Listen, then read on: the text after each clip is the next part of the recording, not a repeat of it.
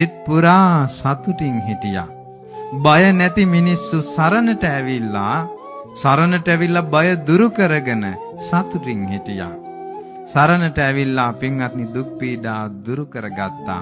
මේ ලලාට ධාතුන් වහන්සේ කියන්නේ සරණ හදලා දෙන තැනක්. මේ ලලාට ධාතුන් වහන්සේ බය දුරු කරවන තැනක්. මේ ලලාට ධාතුන් වහන්සේ සුගතිය හදන තැනක්. මේ ලලාට ධාතුන් වහන්සේ සුගතියට පාර හදන තැනක්. මේ ලලාට ධාතුන් වහන්සේ ඒකාන්තයෙන්ම කෙලෙස් ගෙවා දමන තැනක්. මේ ලලාට ධාතුන් වහන්සේ ඒකාන්තයෙන්ම නිවනට පාර හදන තැනක්. අමා මහ නිවනට පාර හදන තැනක්. මේ ලලාට ධාතුන් වහන්සේ දුක් දුරු කරන තැනක්.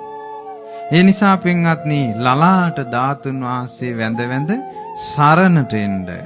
සරණට එන්න.